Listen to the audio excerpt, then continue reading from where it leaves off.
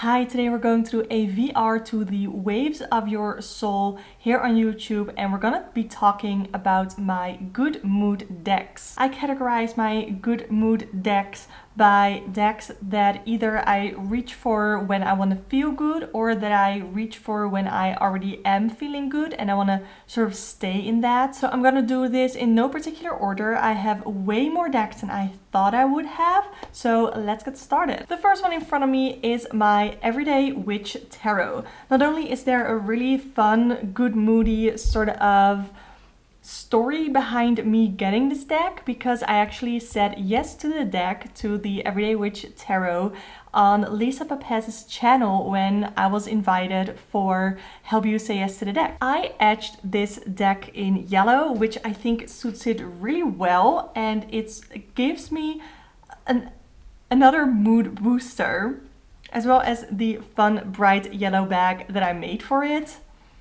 It is so fun. It is a bit quirky. I don't think I mentioned this in my top 10 curiosity decks, but this definitely is a bit curious.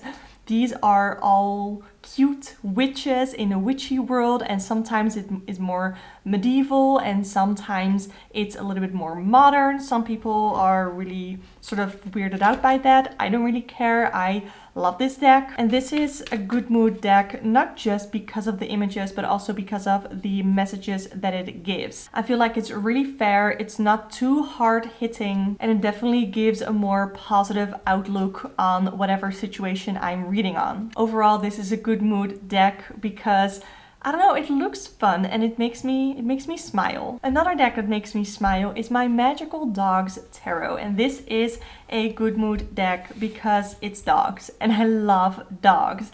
There's not much necessarily to say about the backs of these, but I love these. Is this like, I know nothing about art mediums. I'm trying to get more into painting, but I'm guessing this looks, no, it's not watercolor. I suck. I don't know what this is. I'm not even gonna pretend I know what this is.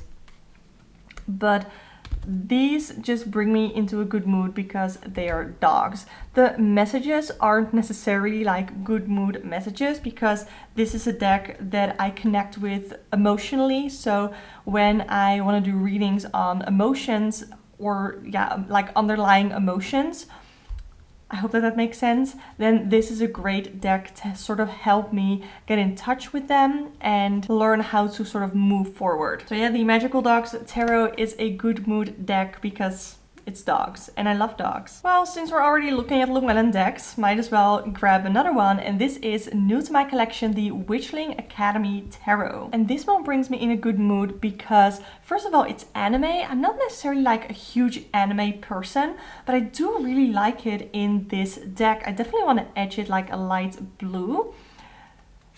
But there's a story in this deck that I did an entire video on in case you want to watch that. But there's an incredible story behind this, and I feel like when I read with this deck, then I sort of get thrown back into the story that I read about. And I don't know, it's just really fun, and it was a really fun and new and to me a unique way of getting to know a tarot deck. I'm sure that there are more decks out there like this. I'm pretty sure the Forest of Enchantment is also a deck like that. The Witchling Academy Tarot brings me in a good mood. First of all, because the main character has pink hair and she makes me want to color my own hair pink, but also just the art style and the entire story behind it. I love my Witchling Academy Tarot. Let's see, I'm gonna do an indie deck, and this is my Afro Avatar Tarot. First of all, this brings me in a good mood because this was my first ever indie deck purchase that I made. I got it through Etsy and I had my eyes on this for months at that point, and it was finally back in stock, so I decided to pick it up. Another reason this brings me in a good mood is because this is based on Avatar: The Last Airbender, which is a show, and I just said that I don't know much and I don't watch like anime, and I guess this is anime, but I have such a deep love for Avatar: The Last Airbender. I've also watched Korra after not really getting it the first time. I really did enjoy and love it the second time. But there's so much in this deck on underlying stories that I know from the show. So if you don't know Avatar and you get this card, you're like, okay, I guess he is dressed like a monk and his head is being highlighted, so I guess it makes sense as the hermit. But when you know and have watched the show, then you know that this is Guru Patik, and he is helping he's helping Aang to to master his avatar state, which is his highly spiritual state that can help him sort of master all his powers. So that is super helpful and really fun to have that layer on top of sort of the tarot. So yes, it makes sense that Guru Patik is the hermit because the two stories are very similar and they have that connection, and I like that I'm sort of part of that connection because I've seen the show. And here we have the tower and we see it caving in a desert. And if you watch the show, you'll know that this is the tower from the library that is caving in to protect all the sacred knowledge in the library. So there's just, and funny enough that we have the owl. I don't know his name by head now. But he is the keeper of the knowledge in the library, and he's actually the one that makes the library sing. So as you can already tell, I am super happy with this deck. I did an entire deck study on it. I have my notes here for everything that I see in the cards and how I connected them to the story. If you want to watch that, I'll link the video that I did down below. But yeah, the Afro Avatar Tarot makes me so happy because it was the first indie deck that I got. I'm pretty sure it's not available anymore. It is Avatar themed, which I love. Cards are gorgeous. Art is gorgeous. And yeah, that is definitely a deck that I could talk about for ages. The Afro Avatar Tarot. I have another sort of fandom deck that makes me really happy, and it is the Friends Tarot. Like, don't laugh at me, okay? I did not grow up watching Friends. I have only started watching Friends as like an entire show a couple of years ago, but I fell in love with it. I thought it was so fun, and I watched it with my boyfriend, and we've watched it twice since, all the way through. So I know quite a bit about the stories behind some of these cards. And this is not as deep, I guess, as the Afro Avatar Tarot, but there's still a lot there. So let's take a look. We already have some cards that don't make sense. This doesn't even really make sense because we have Chandler holding swords and Phoebe standing in the back there looking a bit lost. I cannot really remember if that is a scene or something that I should get it from. Here we have the Eight of Wands, and this reminds me, this is just funny to me because this is about, like, they have quickly left, all their coffee cups are still there. And I feel like that is such a movie thing to do, that you order a cup of coffee, you take one sip, and then you leave. I feel like that's such a movie and series thing to do, that when I saw that that was the Eight of Wands, it just was really funny to me. We have Rachel as a waitress. We have Joey as an actor with his butt double auditions. Phoebe with her yellow taxi. So there aren't necessarily like super accurate depictions from the show itself, but it's still a deck because it is Friends, which makes me really happy. I love the colors, the bright colors, those make me really happy. So that is why I just had to mention my Friends Tarot in the Good Mood decks. Another one that brings me in a good mood in a really different way, I think, than the ones that I've mentioned before, is my Tarot of Trees. I saw this on, I don't know where I saw this. No, I learned about this deck because someone commented about it on one of my live streams, and I went to check it out and I fell in love, and then I ordered it, and when it was on its way to me, I was like, am I really gonna love like a tarot deck that is full of trees? And then I got it and I was like, oh, it's kind of really small. But then I started flipping through it and I started working with it, and I absolutely fell in love. The reason that this is one of my good mood decks is because it really helps me ground to like a certain situation. So if I'm feeling very overwhelmed, if I'm feeling very emotional, then I can do a reading with this. And because it is all trees, it really does feel very grounding. So it sort of brings me literally like brings me down to, I don't know, the essentials of a situation. And it just helps me sort of balance things, which is funny because we have the Two of Pentacles, as I said that. But it really does. And that is why I love this deck so much. There aren't necessarily a lot of individual cards in here that I love the depiction of. But still, reading with this deck is such a joy. And when I am feeling a bit stuck, when I'm feeling, like I said, overwhelmed, very emotional, or if I'm just not overseeing things, then I can rely on this deck to bring me down into reality again and to have a more, how do I want to say that, more accurate and just more grounded view of things. So that is my Tarot of Trees. I've talked about this deck a lot in my previous videos because it is one, I think it was in my Irreplaceable decks. It definitely was in my Curiosity decks. I love this. Should I talk about Oracle before I move on to Tarot? I think I should. The Believe in Your Own Magic Oracle deck. This is a deck that makes me happy because I use it for like self-worth and self-empowerment messages. That is something in my practice that is really big for me, that at the end of a reading, for instance, with my podcast, at the end of my podcast, I do self-care, self-worth, self-empowerment type of readings. And that is what I use this deck for. So not only are the images in this deck, like the art style, the artwork, really pretty, I really relate to it. I really love it. I saw someone in a community post on another channel saying that this is like a deck for high schoolers. I very much disagree with that. I think there are really nice, strong messages in here that can help anyone and not just high schoolers. So I do get that these people are younger, and I get that, but not all young people like are in high school. You know, I am in college. I'm 28, almost 29. I guess I'm still young. I could be like 29, 28 could be the ages of some of these people in the deck. And I don't know, I haven't been in high school for a very long time. So I don't know, that comment sort of rubbed me the wrong way. But there are beautiful messages here, and some that I still am working with, I guess, like this one. We have Villain, you can always rewrite the story.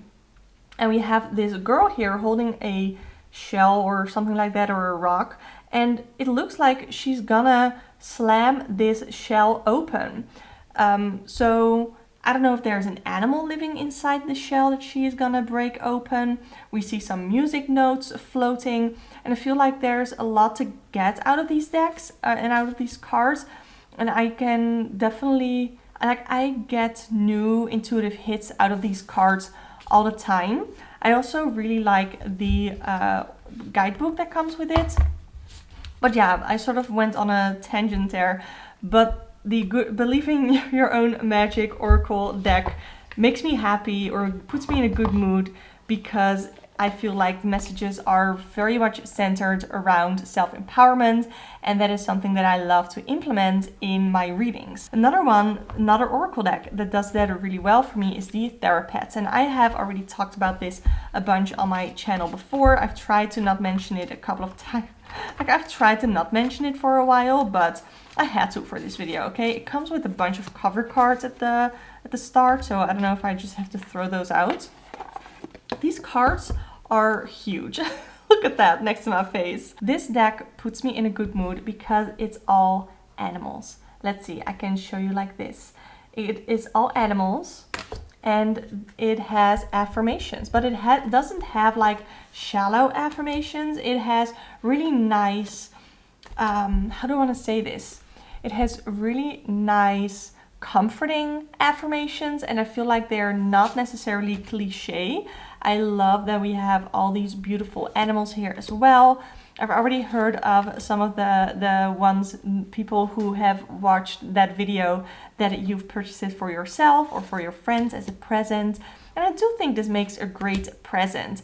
And when I look at these cards, I just feel like I get happy, and these affirmations make me happy, and the animals on the cards make me happy.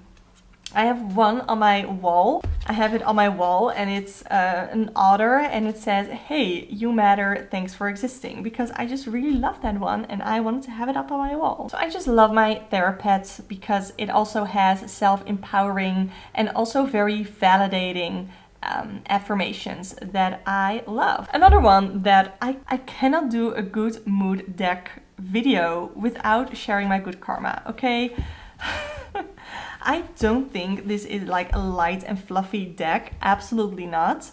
I have the Queen of Swords at the front because I just did go through all of my decks to find some good Queen of Swords cards because that is what we were doing in our private Discord for channel members. If you want to check that out, there's a button under this video. But the art style of this, I love it so much. I love the tattoos of the people here. I love the coloring options, the art style, everything is just so soothing. And this is a deck that either when I'm already in a good mood or when I want to be in a good mood, I reach for this because not just for the images but also for the messages, because the messages focus on how to make a situation go better.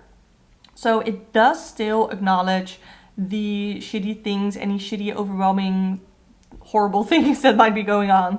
It will still acknowledge it, but it will focus on, okay, so we're not gonna sit in this and we're not gonna dive too deep into the shitty stuff. We're gonna take a look at how we can get further. And that is the energy that I get from the Good Karma Tarot. That is the messaging that I get from this deck. I just love it so much. Oh, I love the High Priestess. So gorgeous. So yeah, that is the Good Karma Tarot. It puts me in a good mood. It is a good mood deck because of the image style as well as the type of messages and the type of readings that I get from it. I have 2 decks left. I'm gonna do the other fandom deck next, which is the Little Wizard's Tarot. Are you done with me talking about my Afro Avatar and my Little Wizard's Tarot yet? Because I've talked about those in at least like my irreplaceable decks, but also my curiosity decks and my adorable decks. I also talked about this one. This is a good mood deck because the art style is really cute. The children are depicted really just adorably, but also it's Harry Potter and I have a soft spot for Harry Potter, and it has felt really sort of double also because of the creator and her very transphobic thoughts and everything that she's been sharing with the world. Yeah, so that feels really double. This deck is created by an independent publisher, deck creator. So any money that I spend towards this deck is definitely not gonna go to the creator of the Harry Potter world. So that sort of makes me feel better. And I feel like Harry Potter is like an entire world. We are currently rewatching the series again. So we are now in movie 5. We're already in 5, yeah. Oh, look at Trelawney. So fun. I have so many feelings about the films, about this deck, about the entire world, that this is a deck that puts me in a good mood. And I do have to say that I have to be in a good mood already to be able to appreciate this, because the art style is more, you know, adorable leaning. So yeah, I can talk about this deck forever as well. I am super excited to be doing a deck study for this in the same way as I did with the Afro Avatar Tarot. But I love Harry Potter and I love this deck and it puts me in a good mood. The last one that I have as a good mood deck, I have to open up my pouch here. And it's one that I have said that I wanted to declutter and then I didn't, and then I was thinking about it again. It is my Housewives Tarot. And the reason that this puts me in a good mood is because it's so weird. It's so wonderfully weird. I talked about this in my cabinet of curiosities. This is just so weird. Let me see if I can show you like that. It is sort of vintagey looking. It is very old school looking, and I love it so much, which is why I'm having such a hard time letting go of it. And I've sort of just come to the conclusion that I am not gonna let go of it. I don't know if I necessarily really want to do readings with this one. Maybe this is just one that sits in my library because it puts me in a good mood and because I appreciate it for what it is, but maybe I don't necessarily want to read with it. I am thinking of making a specific tarot spread to work with it with the Housewives Tarot. I have that idea for a couple of these decks that I haven't really been using a lot, like my Little Wizards Tarot and my Afro Avatar Tarot. But yeah, the Housewives Tarot puts me in a good mood because it's weird and it's quirky and it's funny. So yeah.